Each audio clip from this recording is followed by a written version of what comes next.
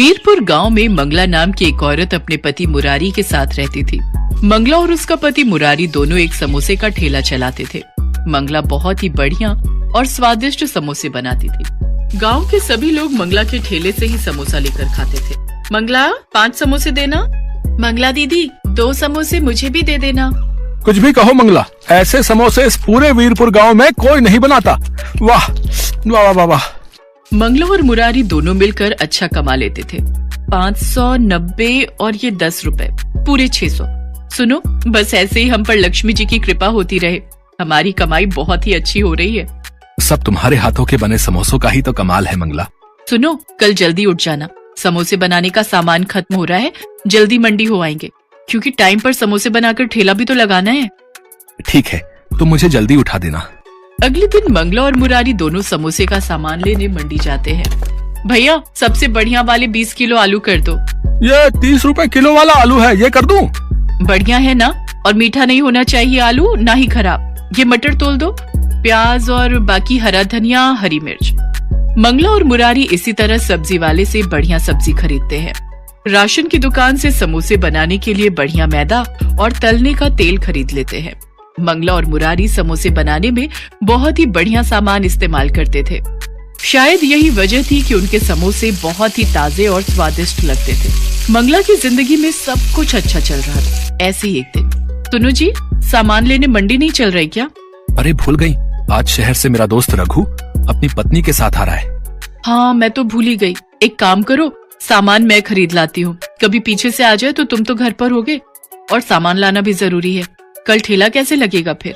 मुरारी घर पर ही रुक जाता है और मंगला सामान खरीदने चली जाती है। मंगला जब सामान खरीदकर वापस घर लौटती है तो रघु और उसकी पत्नी आए हुए थे। मंगला उन्हें खाना पीना करवाकर समोसे बनाने का सामान खोलकर रखने लगी। अरे आप लोग इतना महंगा सामान खरीद कर समोसे बनाते हो, इससे आपको क्या बचत होती होगी? 5 रुपए के समोसे में 10 रुपए की तो लागत ही लगा देते हो। ऐसे थोड़ी होता है। अरे कमाई करना सीखो। मैं शहर में रहकर बहुत कुछ सीख गया हूँ। मैं तेरी बात नहीं समझा रघु। भैया, मैं आपको समझाती हूँ। हम पति पत्नी शहर में अपना घर बनाकर बैठे हैं और आज ये हमने मिलावट करके ही कमाया है। बस ग्राहकों की जीभ पर स्वाद लगना चाहिए। अरे तू समझा नहीं, तू इतना महंगा मैदा, इतने महंगे आलू और सब्जियां, तेल सब कुछ खरीदता है भाई। पर मैं भी ऐसे ही समोसे और पकौड़े का ठेला लगाता था, पर कोई कमाई नहीं होती थी। फिर मैंने शहर जाकर देखा कि सस्ता सामान लगाकर भी उतनी ही कमाई होती है जितना कि महंगा लगाकर। हाँ, सबसे घटिया मैदा और सूजी खरीदो और शाम के समय मंडी जाओ जहाँ सब्जियां छट जाती हैं, वो सस्ते में खरीद लेता हूँ। अब कोई खराब थोड़ी होता है सामान, बस थोड़ा पुराना ही तो होता है। ग्राहक कौन सा देख कर आया है? कितनी दुकानों पर सामान खरीद कर खाते हैं, अपने ऊपर कोई बात थोड़ी आती है। मंगला रघु और उसकी पत्नी की सारी बातें सुन रही थी। पर ये तो गलत है ना रघु, हम ग्राहकों को बढ़िया खाना खिलाने की जगह घटिया चीज खिलाएंगे तो उनकी सेहत पर भी तो असर होगा। अरे कुछ नहीं पता चलता जी, कहीं लिखा थोड़ी है कि तेरे ठेले के समोसे खाकर ही ग्राहक बीमार हुआ है? अगर अपना पक्का घर बनवाना है तो थोड़ी बहुत तो धोखाधड़ी करनी ही पड़ेगी भाई, वरना ऐसे काम नहीं चलेगा मंगला भाभी। ये ठीक कह रहे हैं मंगला भाभी, आगे बाल बच्चे होंगे तो खर्चा भी तो चाहिए। अभी से ये सब शुरू कर दो, वरना बाद में बहुत पछताओगे। कब तक रोजाना की कमा कर खाते रहोगे? कुछ तो जोड़ोगे ही ना। रघु और उसकी पत्नी की बात मंगला के दिमाग में घर कर गई। मंगला को कम लागत में ज्यादा पैसे कमाने का लालच आ गया। कुछ दिन बाद मंगला और मुरारी जब समोसे बनाने का सामान लेने मंडी गए। क्या हुआ मंगला दीदी, आज सब्जियां नहीं खरीदनी? अभी नहीं भैया, थोड़ी देर में आती हूँ। सुनो, यहाँ आगे वाली गली में जो दुकान है वो सस्ती सब्जी देता है, उसके पास चलते हैं। मंगला, ये कैसी बातें कर रही हो? तुम रघु और उसकी पत्नी की बात मानकर सचमुच घटिया सामान खरीदने वाली हो?